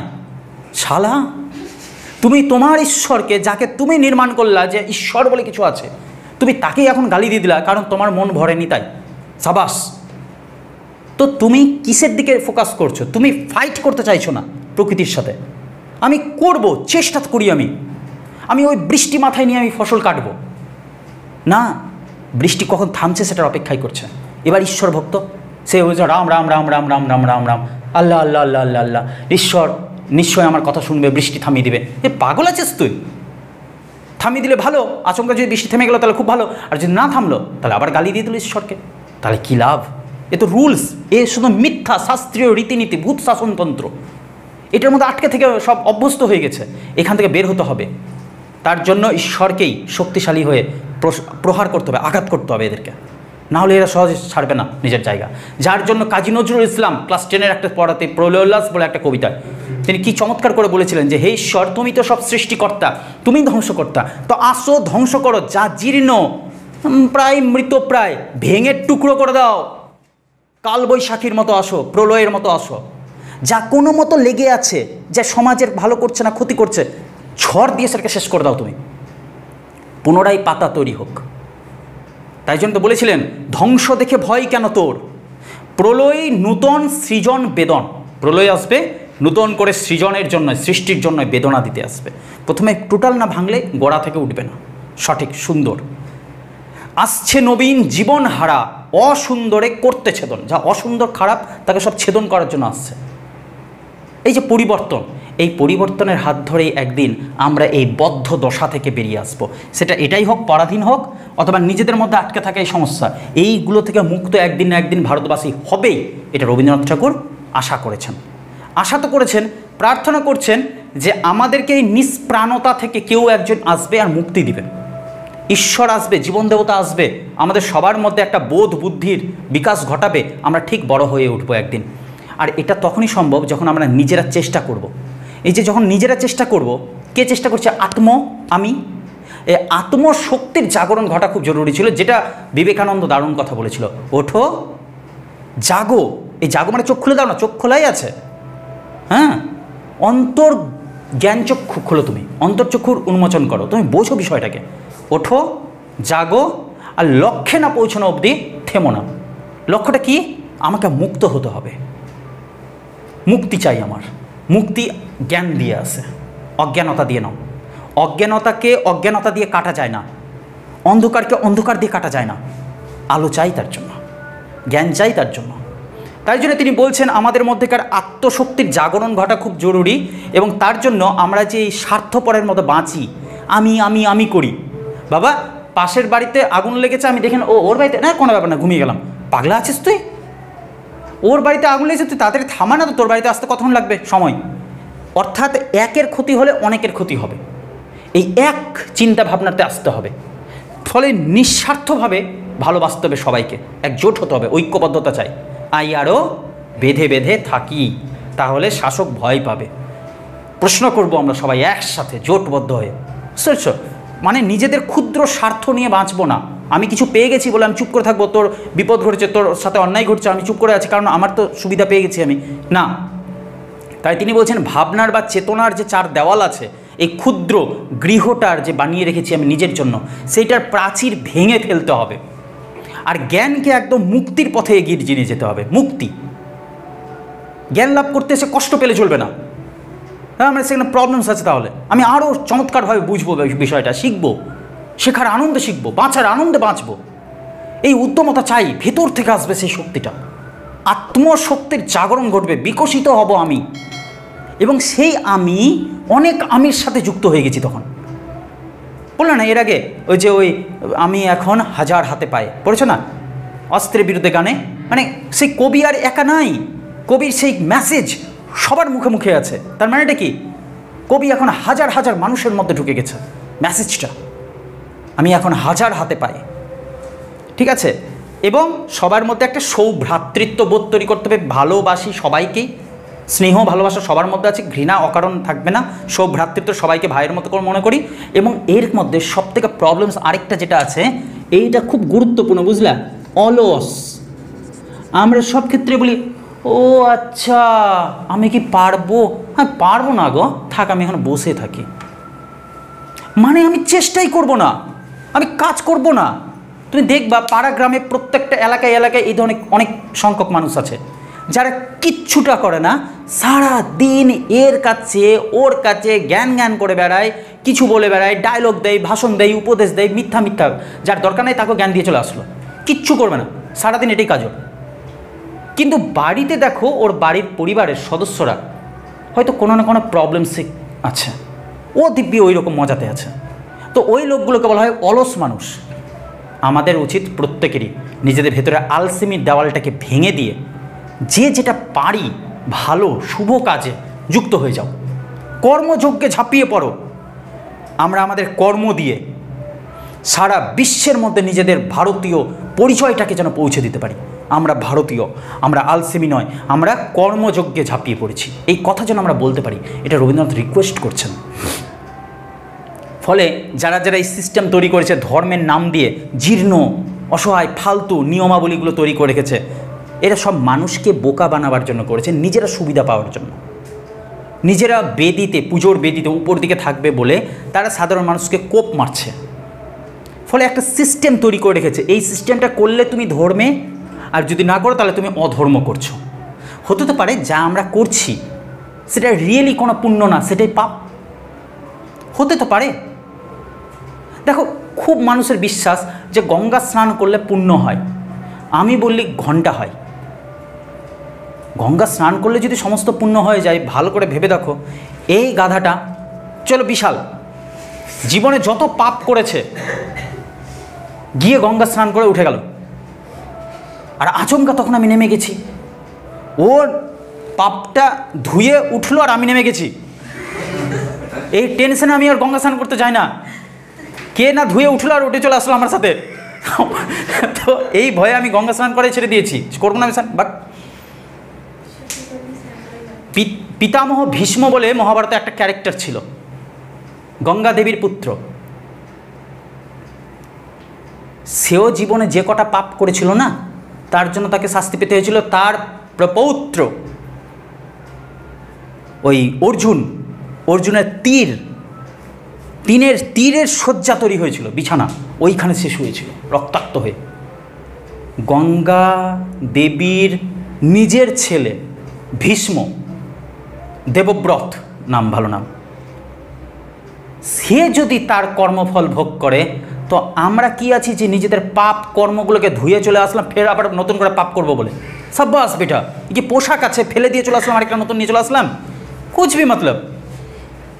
আরে বাবা, দেহের নোংরা তো দূর হবেই, মনের নোংরা দূর হলো কি করে? সেই স্নানে তো প্রকৃত পবিত্র স্নান সেটাই, যেখানে আমি মনের কলঙ্ক ধুয়ে আসলাম। বাট মনের কলঙ্ক কে ধুবে? তার জন্য তো নিজেকে দোষ আরোপ করতে হবে, অপরাধ বোধ তৈরি করতে হবে। সেটা আমরা ভালোবাসি না, আমরা অন্যকে অপরাধ বোধ করাতে ভালোবাসি। নিজে কেন করবো? মা, ও তুই ভুল করেছিস, তোর ভুল এটা, আমি তো খুবই ভালো চমৎকার মানুষ। হ্যাঁ, ঠিক আছে। এই জায়গাতে তিনি বলছেন, কবি বলছেন, জ্ঞান আর বিচার শক্তি দিয়ে আমাদের চরিত্রের বলিষ্ঠতাকে তৈরি করতে হবে। তার জন্য প্রয়োজন হলে নির্দয় হও, নিষ্ঠুর হও, হে ঈশ্বর, এসে আঘাত দাও, আমাদের চরিত্রকে চমৎকার বানিয়ে দাও। তুমি ভালো করে খেয়াল করবে, কিছু থাকে আন্দর বান্দরগুলো শুধরায় না, তখন আমি বাঁশ বাত্তি বাইর করে দিলাম, দুবার সোজা লাইনে চলে এসছে। হ্যাঁ, হয় না মাঝে মাঝে এরকম? দেখেছ মুখটা কীভাবে নেমে গেল, নিচু হয়ে গেল। হ্যাঁ, কিন্তু কিছু মানুষ আছে এই বাইরের প্রহারটা দেখে, তুমি ওই ইটা দেখেছো কখনো? মাটির যে হাঁড়ি কলসি যারা তৈরি করে, দেখেছো? ওরা এমনি ঠাঁই ঠাঁই ঠাঁই মারে।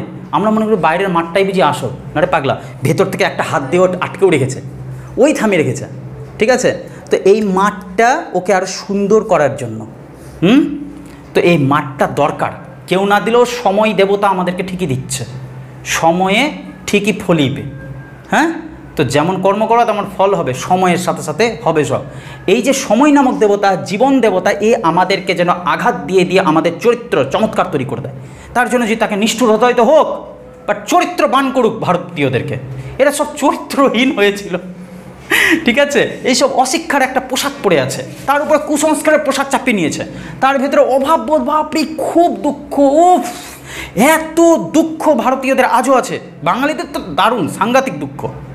এমন কিছু আমার বন্ধু ছিল যাদের বন্ধুর মায়েরা বিশ্বাস করতো যে তার ছেলে হচ্ছে দুনিয়ার পচা সব, আর আমি হচ্ছে সেরা কিছু।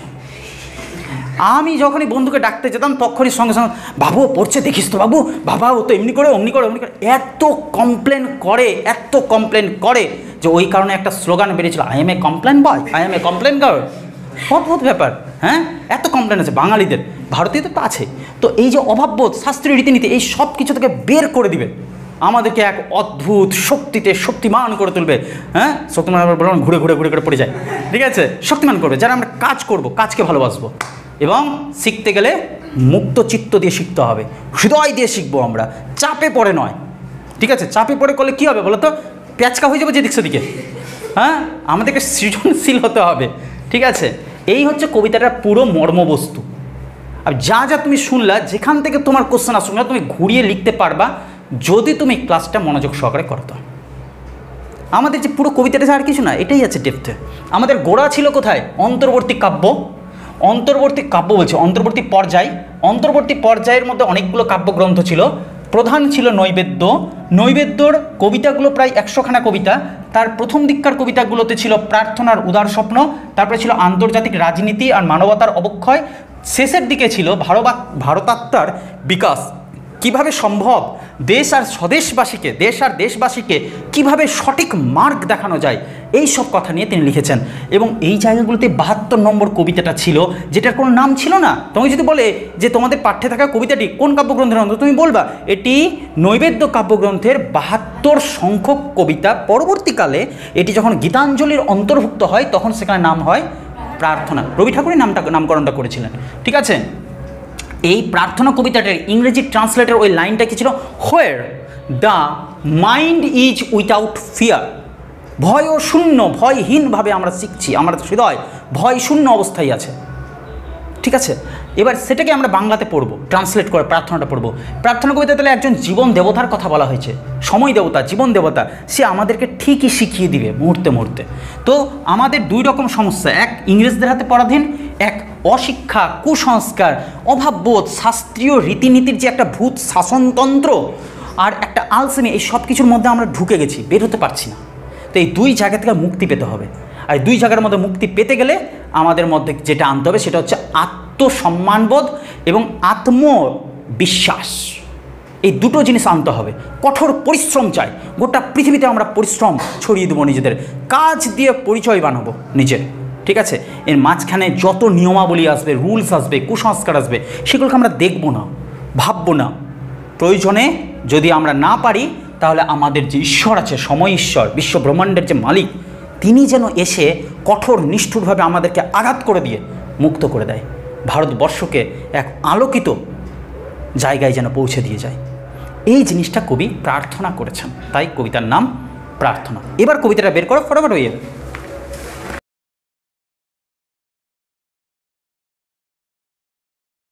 আচ্ছা, শুরু করা যাক প্রার্থনা কবিতা।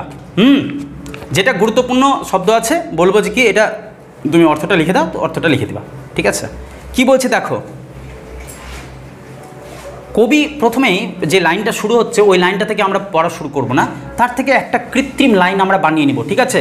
এটা হচ্ছে মানে একদম ধরতে পারো যে কি গোপন কৌশল কবিতাটাকে বোঝার। হ্যাঁ, একটা অদৃশ্য লাইন আমি তৈরি করলাম, সেটা তুমি কবিতাটাতে লিখে রাখো। ওটা কবিতার লাইন না, তোমার নোটসটাকে বুঝতে বা কবিতাটাকে বুঝতে সুবিধা হবে। লাইনটা হচ্ছে এরকম যে, এমন দেশ কামনা করেন কবি। ওটা সাইডে লিখে রাখো বইটার উপরে, এমন দেশ কামনা করেন কবি, এমন দেশ কামনা করেন কবি। এইবার ভালো করে স্টেপ বাই স্টেপ বুঝবা, কেমন? এমন দেশ কামনা করেন কবি, যেখানে চিত্ত যেথা ভয়শূন্য। চিত্ত মানে কি, কে বলতে পারবে? হৃদয়, মন। হ্যাঁ, তো আমাদের চিত্ত ভয়শূন্য, ভয় নাই সেখানে। তাহলে এমন দেশ কামনা করেন যে দেশের দেশবাসীদের হৃদয় সবসময় ভয়শূন্য থাকবে। আর কি, উচ্চ যেথা শির, শির মানে কি? মাথা। যেন মস্তক হচ্ছে অনেক উঁচু, ওই যে where the mind is without fear, যেখানে আমার মস্তিষ্ক, মন সবসময় ভয়শূন্য হয়ে থাকবে। তো চিত্ত যেথা ভয়শূন্য, উচ্চ যেথা শির, জ্ঞান যেথা মুক্ত। বুঝতে পারছো কোন জ্ঞানের কথা বলছে? মুক্তি হতে শেখায় যা আমাদেরকে এক জায়গায় সীমাবদ্ধ না, আমরা সর্বত্র ছড়িয়ে পড়তে পারি।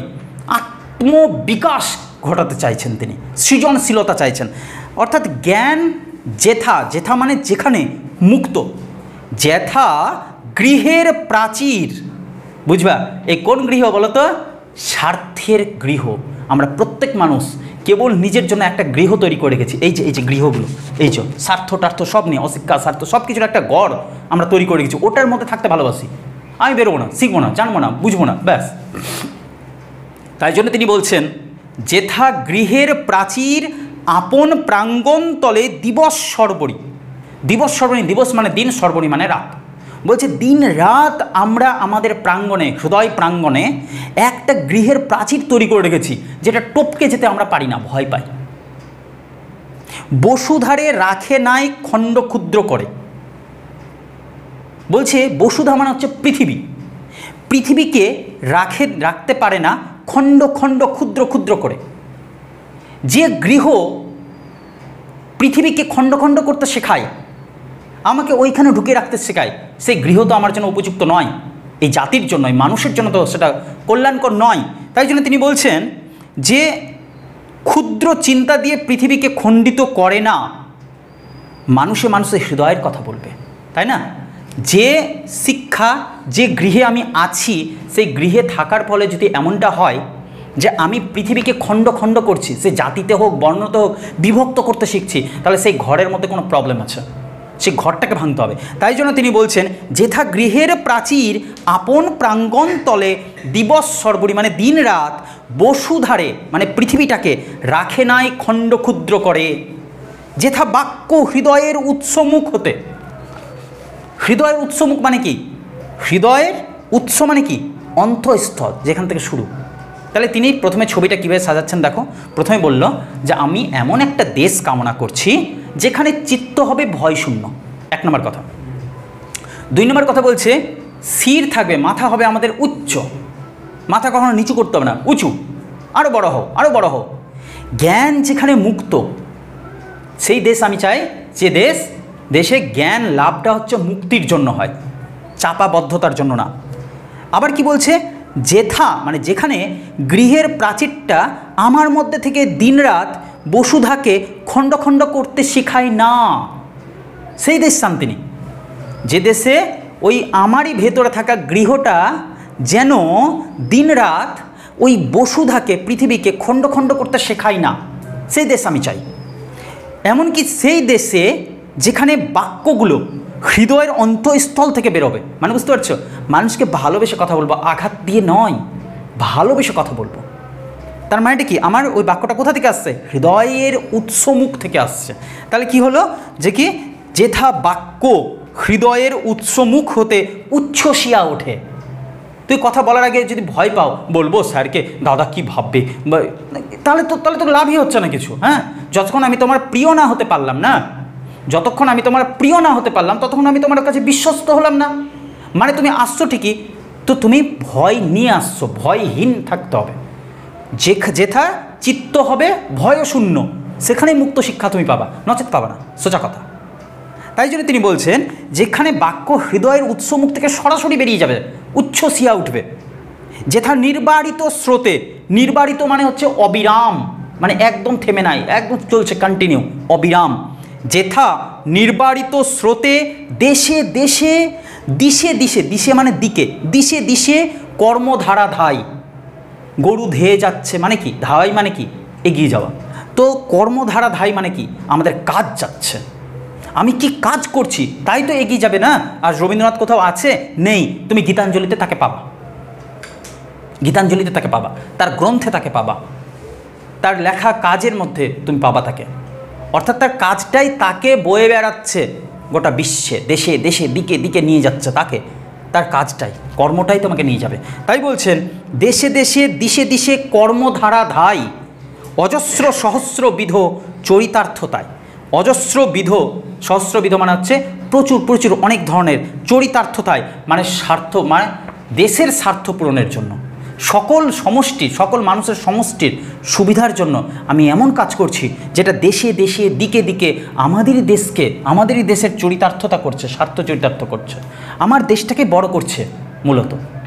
তাহলে এখানে কি কি গুরুত্বপূর্ণ কথা পেলাম? এক, এমন দেশ তিনি কামনা করছেন যেখানে 1 নম্বর চিত্ত হবে ভয়শূন্য, 2 নম্বর যেটা শির হবে উচ্চ, 3 নম্বর জ্ঞান হবে সেখানে মুক্ত, 4 নম্বর যেখানে গৃহের প্রাচীর থাকবে না, যে প্রাচীর সারা বিশ্বকে খণ্ড খণ্ড করতে শেখায় সেরকম প্রাচীর সেখানে থাকবে না, কোনো গৃহ থাকবে না। 4 নম্বর যেখানে বাক্য বলার আগে বারবার ভাবতে হবে না, সে সোজা হৃদয়ের অন্তঃসার থেকেই বেরিয়ে আসবে, হৃদয়ের একদম উৎসমুখ থেকে উচ্ছ্বসিয়ে উঠবে আনন্দে।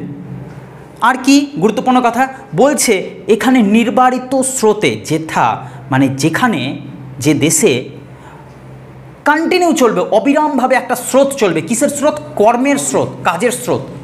এবং এই কাজের স্রোত সারা বিশ্বে ছড়িয়ে পড়বে, ভারতীয়দের কাজের স্রোত সারা বিশ্বে ছড়িয়ে পড়বে।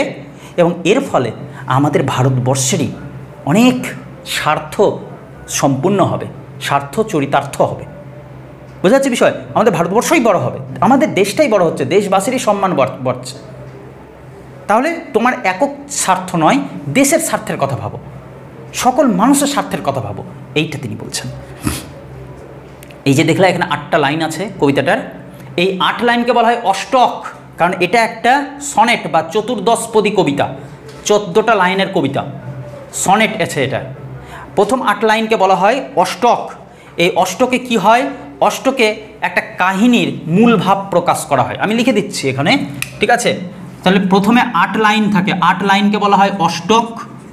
আগেও বলেছি একটা কি কবিতা, ঈশ্বরচন্দ্র বিদ্যাসাগরে। আর পরে থাকবে 6 লাইন, সেটাকে বলা হবে শতক। অষ্টকে কি থাকবে? মূল ভাব, মানে তিনি যা বলতে চান তার মূল ভাব। আর এখানে থাকবে মূল ভাবের সমাপ্তি, মূল ভাবের সমাপ্তি ঘটবে এখানে। তাহলে 8 লাইন হয়েছে, তিনি কিভাবে কিভাবে দেশটাকে দেখতে চান সেই সব বললেন তিনি, ঠিক আছে? এই হলো অষ্টক আর এই হলো শতক, ক্লিয়ার? মোট 14 লাইনের কবিতা। এবার শেষ 6 লাইনে কি বলছেন দেখি। বলছে, যেথা তুচ্ছ আচারের মরু বালুভূমি। আচার খাওয়ার আচার না, এ আচার আচরণ, ঠিক আছে? কিভাবে বাঁচবো কেউ আমাকে বলে দিবে? আমি কাউকে কষ্ট দিব না তো দিব না, কেউ বলে দিবে যাও তুমি মুরগি খাও, আর আমি গিয়ে মুরগিটাকে গলা চেপে ধরলাম, ও ভাবে বাপরে কি ডেঞ্জারাস লোক, একবার নিজের বিবেককে তো জিজ্ঞাসা কর। বুঝতে পারছি বিষয়টা? সবটাই তো নিজের কাছে আছে। তাই জন্য বলছে তুচ্ছ আচার, আচার মানে হচ্ছে নিয়ম, তুচ্ছ সামান্য নীচ অপদার্থ, ফালতু সব নীচ সামান্য নিয়ম পালনের জন্য মরু বালু রাশি, বলছে সামান্য নিয়মগুলো না, তুচ্ছ নিয়মগুলো, এগুলো সব হচ্ছে মরুভূমির বালিকণা, আর কিছুই না। এগুলো সবই হচ্ছে মরুভূমির বালিকণা আছে, ঠিক আছে। বিচারের স্রোত পথ ফেলে নাই গ্রাসী, বলছে এই যে যেথা তুচ্ছ আচারের, মানে যে দেশে তুচ্ছ সব সামান্য নিয়মাবলীগুলো মরু রাশি বালির মতো একবার কি করছে, বিচার করার যে তোমার স্রোতটা আছে, মানুষ তো জিজ্ঞাসা করে নিজেকে, তাই না, বিচার বোধ, এই বিচার শক্তি যেন নষ্ট না করে দেয়, তোমার বিচার শক্তিকে গ্রাস যেন না করে নেয়। তুমি বলো না, একজন মানুষ ওখানে কাঁদছে আর তুমি রাস্তা দিয়ে যাচ্ছ, তোমাকে কেউ একজন বলল সোজা হাঁটতে থাকো, নিয়ম পালন করতে হবে তোমাকে, হ্যাঁ, তাহলেই তোমার ধর্ম পালন হবে। তোমার মন বিবেক কি বলছে তোমাকে? বিবেক তোমাকে বলছে আগে গিয়ে জিজ্ঞাসা করবো কী হয়েছে আপনার। এই যে তোমার বিবেকের প্রশ্ন, তো এই তুচ্ছ নিয়মগুলো তোমার বিবেকটাকে যেন গিলে না খায়, বুঝতে পারছো? এই যে তুচ্ছ নিয়মের যে বালু রাশিগুলো, বালিতে জল দিলে যেমন শুষে নেয়, এই বালু রাশিগুলো যদি তোমার বিবেককে গিলে না খেয়ে নেয়, তাহলে বুঝবা তুমি সেই ভারতবর্ষে পৌঁছে গেছো, যেটা রবীন্দ্রনাথ চাইছেন। তাই জন্য বলছেন যেথা, মানে যেখানে তুচ্ছ আচারের মরু বালু রাশি, বিচারের স্রোতপথ ফেলে নাই গ্রাসী, বিচারের স্রোতপথটাকে গ্রাস করে ফেলে দেয়নি, মানে গিলে নেয়নি। আর পৌরুষেরে করেনি শতধা, পৌরুষ মানে হচ্ছে পরাক্রম, বীরত্ব। এই যে এইখানে যেটা বলেছি আমি, এই যে অলস, এমন একটা দেশ চাই, কবি চান যে দেশের মানুষ আলসেমির জোরে আটকে আছে, এরকম যেন না হয়। ওর যে পৌরসত্ব, ক্ষমতা, বীরত্ব, চেষ্টা করার ক্ষমতা, এটাকে যেন কেউ গিলে না খেয়ে নেয়। তাই বলছে পৌরুষেরে করেনি শতধা, শতধা মানে শত শত টুকরো টুকরো। আর বলো আমার একটা কাজ করার ক্ষমতা আছে, আমি কি করলাম, নিজেকে শুয়ে ফেলে রেখেছি, কাজ করছি না, তাহলে আমি আমার পৌরুষকে কী করলাম, খণ্ড খণ্ড করে কেটে দিলাম। যেন ওই শতধা বলা হয় পদ্মফুলকে, কিন্তু এখানে পদ্মফুলের কথা বলা হচ্ছে না, পৌরুষ বলা হচ্ছে। পৌরুষ, প্রত্যেকটা মানুষের যে কর্ম করার ক্ষমতা, সেটা পৌরুষত্ব বলা হয়। সেই পৌরুষত্বকে খণ্ড খণ্ড খণ্ড খণ্ড করে শত ভাগে ভাগ করেনি যে দেশে মানুষেরা নিজেদের ক্ষমতাকে খণ্ড করে কাটেনি, সেই দেশ তিনি চান। তিনি তাহলে কোন দেশ চান? যে দেশে মানুষ নিজের পৌরুষগুলোকে, পৌরুষ ক্ষমতাকে শতধা করেনি। নিত্য যেথা, এবার দেখো কি বলছে, নিত্য মানে কি, প্রতি মুহূর্ত। নিত্য যেথা তুমি, এবার বলো তুমিটা কাকে বললো, এখন তো কোশ্চেন, এতক্ষণ তো তুমি বলেনি। এই যে নিত্য যেথা তুমি, হে ঈশ্বর তুমি নিত্যদিন, তুমি সর্বকর্ম চিন্তা আনন্দের নেতা। বুঝতে পারছো, এ কে নেতা আছে যে আমাদের কষ্ট দেয়? আমরা সেই নেতার অধীনে আছি যে আমাদেরকে বলেছে যে আমরা সবাই রাজা আমাদের এই রাজার রাজত্বে। মানে এটা কি, এমন রাজার রাজত্বে আমরা এসেছি পৃথিবীতে যে রাজা আমাদেরকে কোনোদিন প্রজা বানিয়ে রাখতে চায়নি। আমরা সবাই রাজা। আমাকে বলো, আমি কৃষ্ণ ভক্ত হতে পারি, নাও হতে পারি, আমার ইচ্ছা। আমি লক্ষ্মী ভক্ত হব, আমার ইচ্ছা। আমি কালী ভক্ত হব, আমার ইচ্ছা। ও কোনো দিন আমি কাউকে পুজো দিব না, তাও ও কিছু বলবে না। এত এত মহৎ, এত উঁচুতে আছে আমাদের সৃষ্টিকর্তা, যে ওর কিছুতে কিছু এসে যায় না। আমরা কে, আমাদের অকাতি বাকি আছে যা আমরা তাকে সীমাবদ্ধ করব? ভাবো তো একবার, আমরা কত সামান্য নিখুঁত কিছু আছে আমাদের পরিচয়, একটা সামান্য জীব, এত কোটি কোটি জীবের মধ্যে একটা মাত্র জীব আমরা। পৃথিবীর একটা কোণে বসে আছি। পৃথিবীটা কত বিশাল ভাবো, পৃথিবীটা। আর পৃথিবী গ্রহগুলোর মধ্যে মাত্র কত নম্বরে আছে, তার থেকে কত বড় বড় গ্রহ আছে। সেই সমস্ত গ্রহকে যদি এক করে দাও, তার চেয়ে কত বড় আছে সূর্য। বুঝতে পারছো, এই সূর্যের মতো কত কোটি কোটি, এই সূর্য থেকে কত বড় বড় নক্ষত্র আছে। তারপরে একটা ছায়াপথ তৈরি হলো, এরকম কত কত কোটি কোটি ছায়াপথ আছে। সম্পূর্ণ বিশ্ব ব্রহ্মাণ্ডের যে মালিক, তাকে আমরা রুলস দিয়ে আটকাবো, সামান্য কিছু তুচ্ছ নিয়ম দিয়ে আটকাবো? পাগল। তাই জন্য তাকে বলছি, হে ঈশ্বর তুমি তো সর্বচিন্তা, সর্বকর্ম, সব কিছুর নেতা তুমি, আনন্দের নেতা তুমি। তাই বলছেন তিনি যে নিত্য যেথা তুমি সর্বকর্ম চিন্তা আনন্দের নেতা, নিজ হস্তে। কি চমৎকার! তুমি নিজের হাতে করে গড়ে তোলো প্রভু, তুমি নিজের হাতে করে গড়ে তোলো ভারতবর্ষটাকে নতুন করে। তাই জন্য বলছেন তুমি নিজ হস্তে নির্দয়, নির্দয় মানে কি? যার দয়া মায়া নাই। আঘাত করো, যেখানে দরকার আছে ঠোকো, একেবারে নির্দয়ভাবে আঘাত করি পিত। তুমি আঘাত করো পিত, পিত মানে পিতা, হে ঈশ্বর সৃষ্টিকর্তা, ঠিক আছে? নিজ হস্তে নির্দয় আঘাত করি পিত, ভারতের সেই স্বর্গে করো জাগরিত। ভারতকে একটা স্বর্গের মতো ক্ষমতায় নিয়ে যাও, স্বর্গের জায়গায় পৌঁছে দাও, যাকে সবাই কামনা করবে, বাহ এই দেশ চাই আমরা, ওই রকম একটা স্বর্গীয় মহিমা দানকারী দেশে পরিণত করো। বুঝতে পারছো? আরেকবার যাক কবিতাটা সবাই একসাথে আমরা পড়ি একটু, ঠিক আছে? সবাই পড়ো একসাথে, হ্যাঁ? কীভাবে ফিলিংসটাকে নেও ভালো করে, অর্থটাকে, তারপর কারো কোথাও সমস্যা থাকলে ওই লাইনটা আবার বলবে, আবার বুঝিয়ে দেবো। শতভাগে বিভক্ত করে দেওয়া। শতধা মানে হচ্ছে শত ধারায় বিভক্ত করে দেওয়া। কাকে বিভক্ত করছি আমরা? নিজেদেরই যে ক্ষমতা আছে সেই ক্ষমতাটা টুকরো টুকরো করে দিচ্ছি, সময় নষ্ট করছি, কাজ করছি না, এটাকে বলছে শতধা ভিন্ন, ঠিক আছে? কি বলছে দেখো, চিত্ত যেথা ভয়শূন্য, উচ্চ যেথা শির, জ্ঞান যেথা মুক্ত, যেথা গৃহের প্রাচীর, আপন প্রাঙ্গণ তলে দিবস সর্বরি, বসুধারে রাখে নাই খণ্ড ক্ষুদ্র করি, যেথা বাক্য হৃদয়ের উৎস মুখ হতে উচ্ছ্বসিয়া উঠে, যেথা নির্বারিত স্রোতে দেশে দেশে দিশে দিশে কর্মধারা ধায় অজস্র সহস্রবিধ চরিতার্থতায়, যেথা তুচ্ছ আচারের মরু বালু রাশি, বিচারের স্রোতঃপথ ফেলে নাই গ্রাসী, পৌরুষেরে করেনি শতধা, নিত্য যেথা তুমি সর্বকর্ম চিন্তা আনন্দের নেতা, নিজ হস্তে নির্দয় আঘাত করি পিত, ভারতের সেই স্বর্গে করো জাগরিত। তাহলে ক্ষুদ্র চিন্তা দিয়ে পৃথিবীকে তুমি বিনষ্ট করার চেষ্টা করিও না, ক্ষুদ্র চিন্তার গণ্ডি দিয়ে তুমি পৃথিবীকে খণ্ডন করতে যাবা না, বরং তুমি অন্তঃস্থল থেকে মানুষের সাথে মানুষের মতো ব্যবহার করো, ভালোবাসার কথা বলো, হৃদয়ের কথা বলো, ঠিক আছে? ফলে আমরা শুধু নিজের স্বার্থে না, দেশের স্বার্থে, দেশবাসীর স্বার্থে যখন কাজ করব, তখন ওই কাজটাই আমাদের পরিচয়, আমাদের দেশের পরিচয় বাড়িয়ে দিবে, অনেক উঁচুতে পৌঁছে দিবে। তখন এই সামান্য জিনিসগুলো, এই আচার বিচার কুসংস্কার অভাববোধ এইসব দিয়ে দিয়ে আমরা নিজেদেরকে জাস্ট টুকরো টুকরো করছি, এগুলো সবগুলোকে বের করো, এখান থেকে মুক্ত হও। এখান থেকে মুক্ত হতে গেলেই তুমি দেখবা এই শত শত ধারায় আর নিজেকে বিভক্ত না করে তুমি একজোট হয়ে গেলা। একজোট হয়ে গেলে দেখবা তোমার আত্মশক্তির যে অবক্ষয় ঘটছিল ওটা বন্ধ হয়ে যাবে, আত্মশক্তিতে শক্তিমান হয়ে উঠবা।